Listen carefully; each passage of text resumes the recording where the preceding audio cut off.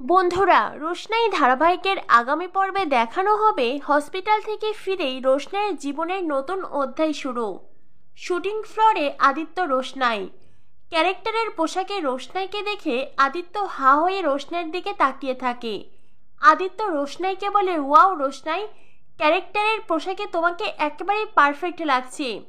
তো রোশনাই বলো, প্রথম দিন শুটিংয়ে এসেছো, কেমন অনুভূতি? রোশনাই বলে, ভীষণ এক্সাইটেড লাগছে, সেই সাথে ভীষণ নার্ভাস ফিল করছি। আদিত্য বলে, তুমি এক্সাইটেড এইটা ঠিক আছে, কিন্তু নার্ভাস ফিল কেন করছো? আমি তো আছি, তোমার কোনো ভয় নেই।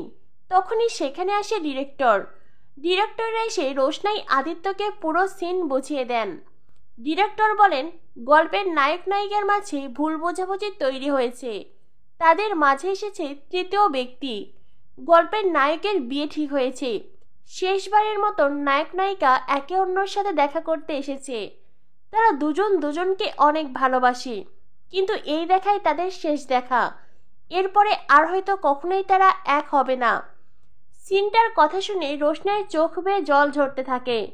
কোথাও গিয়ে আরণ্যকের সাথে হসপিটালে রোশনাইয়ের সেই কথাগুলো মনে পড়ে, যেখানে রোশনাই আরণ্যককে বলেছিল, স্যারজি, আপনি আপনার এই মুখ আর কখনো আমাকে দেখাবেন না, আমিও আমার কোনো খবর আর আপনাকে দেব না।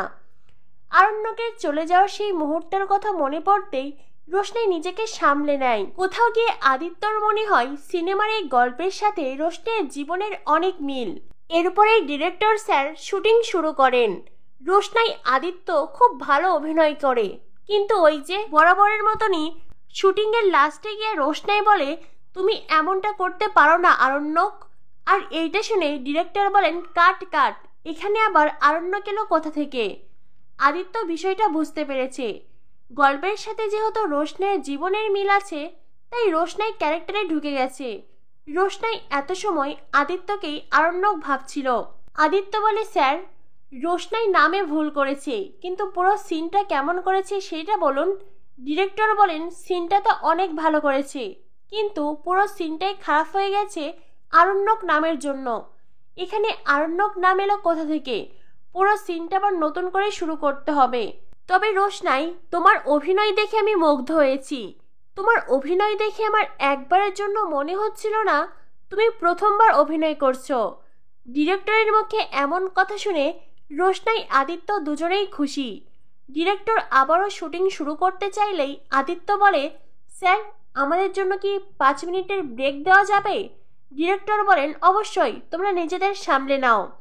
এরপরেই আদিত্য রোশনাই গিয়ে সোফায় বসে। আদিত্য রোশনাইকে বলে, রোশনাই, মন খারাপ করো না, আমি বুঝতে পেরেছি তোমার জীবনের সাথে সিনেমার এই গল্পের কিছুটা মিল আছে, আর সেজন্যই তুমি ইমোশনাল হয়ে গিয়েছিলে। রোশনাই বলে, স্যার, আমার জন্য আপনার শ্যুট খারাপ হলো। আদিত্য বলে, না না রোশনাই, কোথাও গিয়ে আমারই ভুল, আমাকে দেখেই হয়তো তোমার আরণ্যকের কথা মনে পড়েছে, আমি দুঃখিত রোশনাই। রোশনাই বলে, না স্যার, আপনার কোনো ভুল নেই, আমি ভুল করেছি। আদিত্য বলে, রোশনাই, তুমি হয়তো নামে ভুল করেছো, তবে হ্যাঁ, অভিনয়টা দুর্দান্ত করেছো। হয়তোবা এই গল্পটা তোমার জীবনের সাথে মিলে গেছে বলেই এতটা ইমোশনাল হয়ে অভিনয়টা করতে পেরেছো। ডিরেক্টর সহ সবাই কিন্তু অনেক খুশি হয়েছেন। আদিত্য রোশনাইয়ের অনেক প্রশংসা করে, আর এরপরেই তারা আবারও শ্যুট শুরু করে। আর এইবার দুর্দান্ত অভিনয় করে আদিত্য রোশনাই। তাদের অভিনয় দেখে পুরো টিমের সবাই হাততালি দেয়। ডিরেক্টর রোশনাইয়ের এত এত প্রশংসা করেন যে রোশনাই খুশি হয়ে যায়। এরপর দেখানো হয় আদিত্য রোশনাইয়ের মেকআপ রুমে আসে।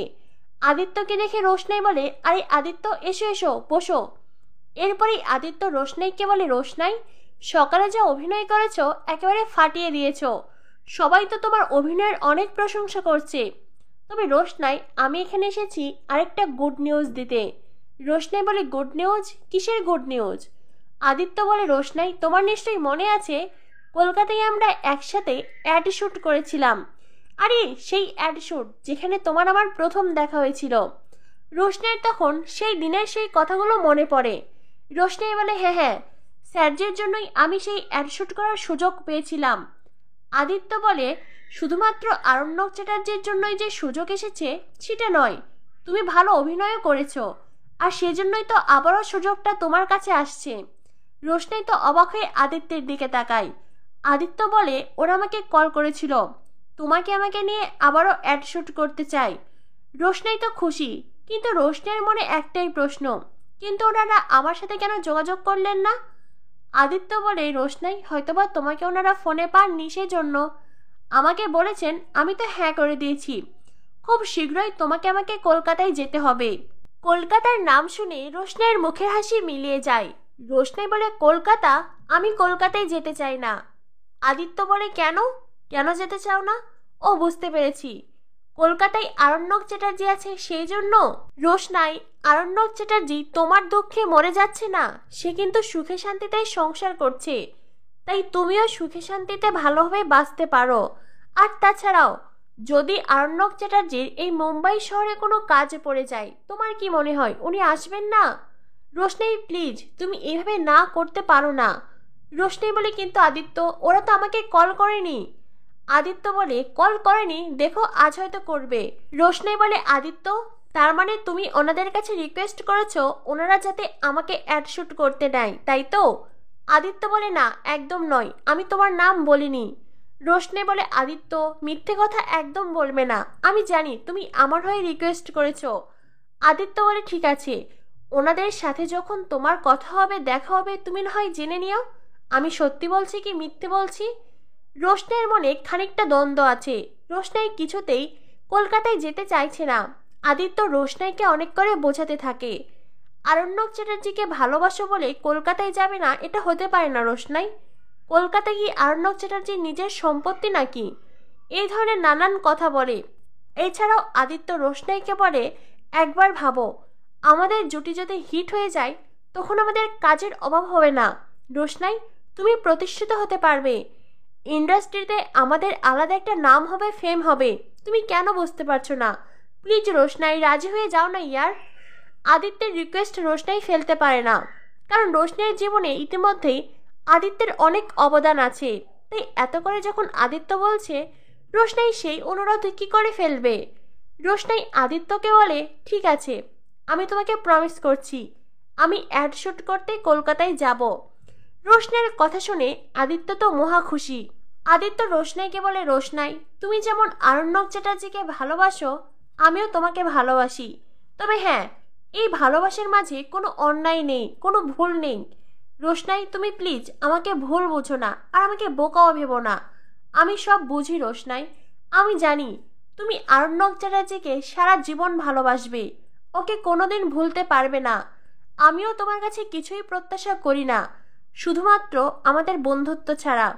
রোশনাই, পৃথিবীতে তো এমন অনেকেই আছে, তাই না, যারা নিঃস্বার্থভাবে ভালোবাসতে চায়। ধরে নাও না আমাদের সম্পর্কটাও তেমন। রোশনাই বলে, আদিত্য, তুমি ঠিকই বলেছ, আমি স্যারজিকে ভালোবাসি, আর কোনোদিনই স্যারজিকে ভুলতে পারবো না।